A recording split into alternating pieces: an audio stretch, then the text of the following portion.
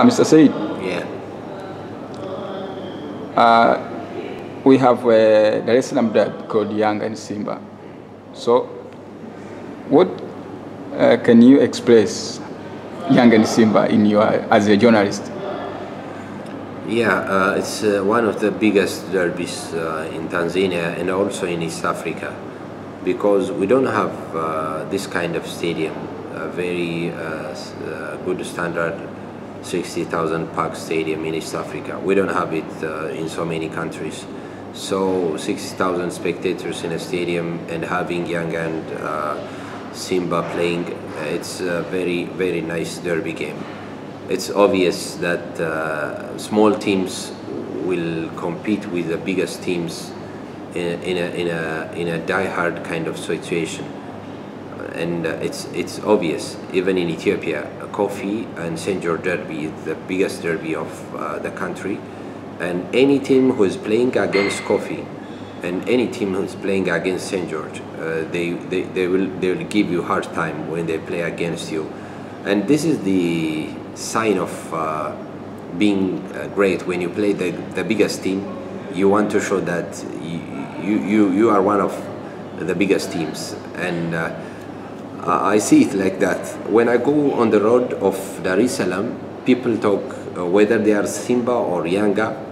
They asked us when they knew we are from Ethiopia, they asked us to beat Yanga if they are Simba fans, and some people say you'll be given 4, 5. They give them in their fingers. They give us how many goals we should be considering on that game, and this happens in football. When you go to Ghana, the Ashanti Kotoko and Hearts of Oak derby, and in all the countries, you know, there are biggest rivalries between great teams. So one of that is the sign of these things, and we can say Yanga and Simba is one of the biggest derbies in East Africa. Okay, thank you. Here in Tanzania, if the bottom team play with Simba or Yanga, they are playing hard. But if they play with a normal team, they are playing a normal football. How about Ethiopia? It's the same thing. The same history goes on. The team who is going to be relegated, the team who is on the 16th level, when this team plays against St. George or Ethiopian Coffee, they'll give them very hard time, because that's the time when so many people watch them, because that's the time when all the football loving fans see that small team, so they want to give up their best at their game, and this happens in the world of football. We can see it in the Spanish La Liga, we can see it in the English Premier League, in Italian Serie A, and in German Bundesliga. So this is the real meaning of football, not giving up with any competitor you do have. Okay. Anything you can tell about Ethiopian football? Yeah, I have some point to say about Ethiopian football. Believe me, we are in East Africa. But don't forget, we do have the most technical players in Africa. I'm saying it again. I've been working 10 years in this football area. I've been in so many countries in Africa, in Europe, in North America, and in Asia also.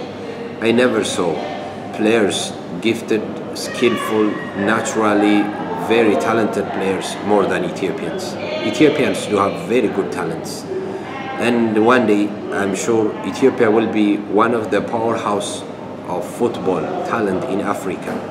And I see so many great teams in AFCON, in South Africa I have seen, in so many countries I have seen the strongest teams in Africa. But comparing them in regards of talent, Ethiopia is the most skillful natural talent ever seen in Africa. And this is what I witness about Ethiopian football. Okay. What is your take in all Africa football? As you said that you have worked with many countries, including Tanzania and South Africa and all. So what is your take? What is your explanation about football in Africa in general? football in Africa, it had been so many years since we are being told that football in Africa could get progress through youth level projects, through academies, through football college, something like that. But when I watch, when I study, when I witness African football, I didn't get this is true.